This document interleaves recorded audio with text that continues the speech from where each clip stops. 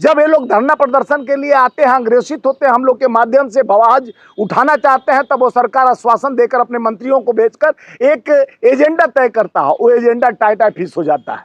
मैं बताना चाहता हूं, जो आज के डेट में 200-300 प्रतिदिन लोग मर रहे हैं, हत्या कर रहे हैं, उनका पेंशन नहीं दिया जा रहा है। सरकार ठगने पर तुली हुई है कि गरीबों का खून चूसो।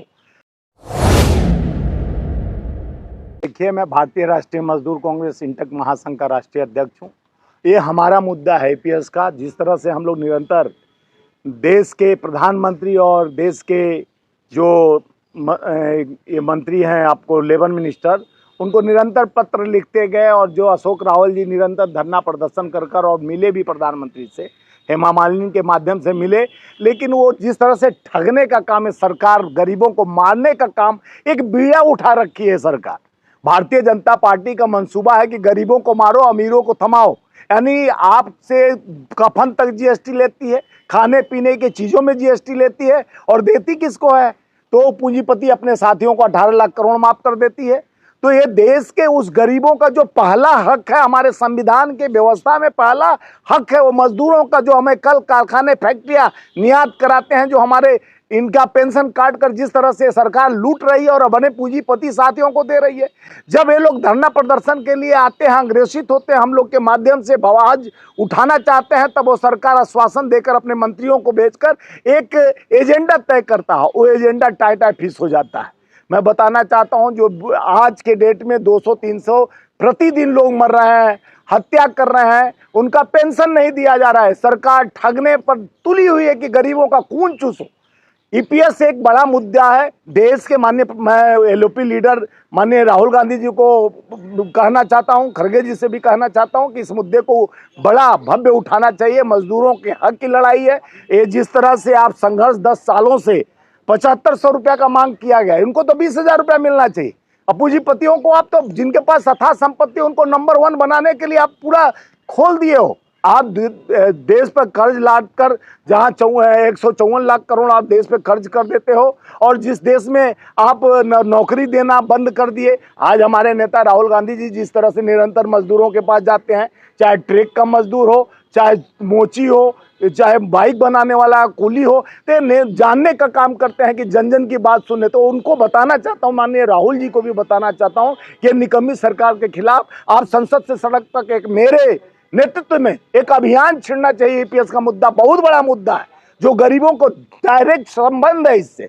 जो पेंशन, बुजुर्गों को पेंशन देने का डायरेक्ट संबंध है। हमारी सरकार आएगी, राहुल जी भी बोले हैं, गारंटी है कि हम पेंशन ज़्यादा करेंगे, 2000-3000 करेंगे। लेकिन हमारी सरकार सत्ता में जब आएगी तो हम करेंगे, लेकिन हमारी लड़ाई अब से ही जारी रहेगी, तब जाके काम होगा। नहीं तो जिस तरह से आज एक अशोक रावल जी है, निरंतर इस पे आवाज उठाने के लिए निरंतर हो, फिर भाजपा के लोग उनको गुमराह करके प्रधानमंत्री से कभी इधर उधर मिलवा के हेमा मालिनी के साथ चले जाते हैं, और बात तो ठंडे बस्ते में चला जाता है। तो ये संघर्षों के इस साया में असली आज़ादी पलती है। इतिहास उधर मुड़ जाता है, जिस ओर जवानी चलता है उस ओर जमाना चलता है। मैं बताना चाहता हूँ, इसलिए जवानी की जरूरत है कि जुबानी नहीं होनी चाहिए, ये संघर्ष जारी रहना चाहिए। हमारा भारतीय राष्ट्रीय मजदूर कांग्रेस इंटक महासंघ फेडरेशन निरंतर ईपीएस का मामला पूरे देश में, अभी मैं 8 तारीख को झारखंड जा रहा हूं, इस पे संवाद बुजुर्गों से और अपने मजदूरों से करने जा रहा हूं। ईपीएस का मुद्दा पूरे देश में,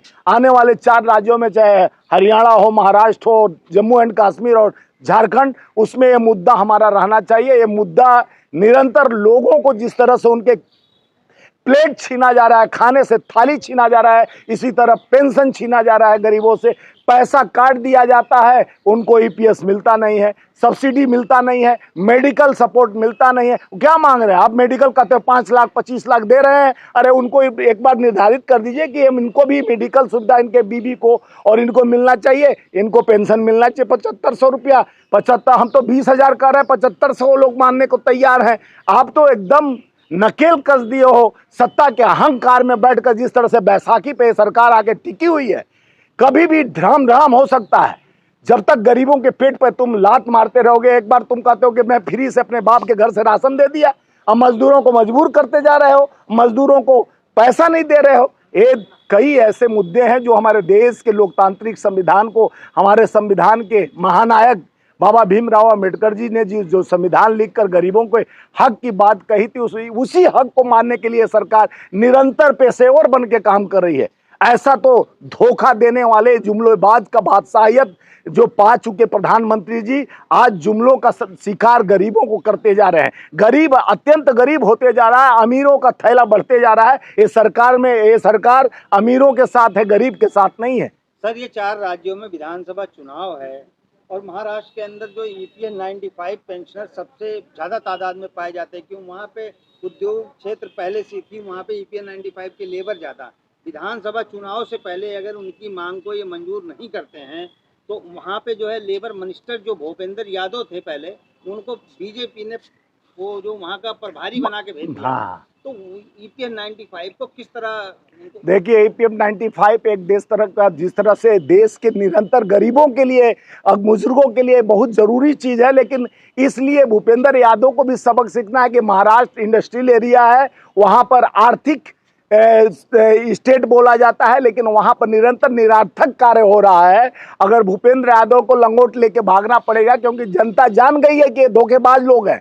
पहले वो मंत्री थे, अपना लेबर मिनिस्टर थे, अभी मनसुख भाई और कौन, यानी जितने गुजराती लुटेरे हैं ये देश में, या लेबर को लूट रहे हैं या तो देश को लूट रहे हैं। देख रहे हैं कि निरंतर ये सरकार गिरते जा रहा है, और जिस तरह से गिरते जा रहा है, सरकार गिरते जा रहा है, उस तरह से इनका लीक होते रह रहा है। पहले पेपर लीक हुआ, 7 साल में 70 बार पेपर लीक होता है, कभी पार्लियामेंट लीक होता है, सड़क लीक होता है, और पुल लीक होता है, पुल गिरता है। कितना गिरोगे सरकार? गिरती हुई सरकार फंसी हुई मझधार में ट्रेन को झंडी दिखाते हैं, ट्रेन का एक्सीडेंट हो जाता है। 35 लाख वैकेंसियां खाली है, भरा नहीं जाता है।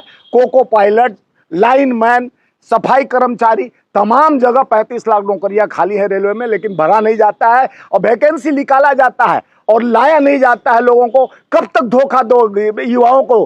भाइयों बहनों मित्रों, 2 करोड़ नौकरी, 15 लाख, कितना धोखा दोगे? ये धोखेबाजों की सरकार। मन की बात तो भाई किसको सुनाया जाता है? आप जानते हैं, मन की बात अपने लोग प्रिय को सुनाया जाता है, अपने पत्नी को सुनाया जाता है। ये 10 साल से हम लोग मन की बात सुन के तंग आ चुके हैं। हम जन की बात सुनना चाहते हैं, जनता का विश्वास जितना। जब प्रधानमंत्री जी से सवाल किया गया चुनाव में कि जनता की बात बताइए, तो मंगलसूत्र से मुजरा तक पहुंच गए, गरीब की बात नहीं सुनाई दी उनको। उनके कान में एकदम, देखिए, कहते हैं हम महिलाओं का सम्मान करते हैं। याद होगा कि प्रधानमंत्री के क्षेत्र में बनारस में 3 आईआईटी के जो नेता थे, आईटी सेल के, उनके चेहरा चमकाने वाले योगी मोदी जी का, जो वेंकैया नायडू का, वो क्या है कि उनको छोड़ दिया गया। इलाहाबाद कोर्ट छोड़ देती है, वो एक रेप करते हैं, गन पॉइंट पर बेटी को ले जाके बंगाल पे लोग खड़ा रहते हैं, मणिपुर पर चुप रहते हैं। राष्ट्रपति को भी, महामहिम राष्ट्रपति को कब दर्द होता है तो बंगाल पर दर्द होता है, लेकिन वो मणिपुर पर आज तक चिंता नहीं जताई। देश में रोज मध्य प्रदेश में, बिहार में निरंतर, राजस्थान में बलात्कार होता है, उस पर चिंता नहीं है। चिंता उनको बंगाल पे हो गया, क्योंकि वहां भाजपा की सरकार नहीं है। तो देश एक तरफ नहीं चलता, सबका साथ, सबका विकास, सबका प्रयास की बात करते हैं। सबको सत्यानाश करने वाली सरकार है। विकास की बात क्या, सत्यानाशी सरकार है। जुल्मों की बादशाहियत ले ली है। इनको तो जुल्मों की बादशाहियत का ताज मिलना चाहिए, जो आज देश में लोकतांत्रिक संविधान को खत्म करने का जो ये बीड़ा उठा दिया है। आज हमारे लोकनायक राहुल गांधी जी निरंतर जिस तरह से एलओपी बने हैं, तो जनता का विश्वास जीतने के लिए, जैसे भारत जोड़ो यात्रा आज सड़क से संसद तक चलकर जिस तरह से आवाज बुलंद किए, कन्याकुमारी से कश्मीर, मणिपुर से महाराष्ट्र तक। कंगना रनावत तो कह रही है राहुल गांधी ने कौन सा तीर मार दिया जो एलओपी पर? वो जो है अभी अशोक रावत जी जो है 8 साल 9 साल से संघर्ष कर रहे हैं बराबर। अभी जो है ताजे में अभी जो है मुझसे फाइनेंस मिनिस्टर से सीताराम निर्मला बात करी, उन्होंने आश्वासन दिया कि देखिए, मैं आपको पहले बता चुका कि भाजपा आश्वासन का मास्टरमाइंड है। किसान को 13 महीना तक आश्वासन देते कि आज तक एमएसपी लागू हुआ क्या? किसानों को 13 महीने तक उनको 770 शहादत के बाद, यानी 13-14 बार विज्ञान भवन में बुलाकर कृषि मंत्री और प्रधानमंत्री के वित्त मंत्री सारे लोग मीटिंग करते थे, राजनाथ सिंह जी मीटिंग करते थे। क्या हुआ? 770 किसानों के शहादत के बाद आज भी अग्रेसिव थे, किसानों को एमएसपी नहीं मिल रहा है, स्वामीनाथन रिपोर्ट लागू नहीं किया गया। तो किसान अभी भी, हरियाणा इसीलिए बदलाव के लिए जज्बात में खड़ा है कि कम मोहर मारे और इनका विनाश हो। ये सरकार विनाशकारी है भाजपा की। ये किसी गरीब की, किसान की, मजदूर की, ये देखिए ईपीएस मुद्दा बहुत बड़ा है, ये हम लोगों के एजेंडे में है। हम राहुल गांधी जी से आग्रह करेंगे कि इस मुद्दे को पार्लियामेंट में मजबूती से रखें, क्योंकि ये गरीबों का मुद्दा है। उनके दर्द को बांटने का ये सबसे बड़ा हथियार है। ये भारतीय जनता पार्टी जिस तरह से व्यापार बना के गरीबों को खून चूस रही है, ये निरंतर चूस रही है, बंद करना पड़ेगा ये व्यापार। नहीं तो जनता जिस तरह से बांग्लादेश, श्रीलंका का हाल हुआ, वही गरीब आपके घर तक पहुंचने का काम करेंगे।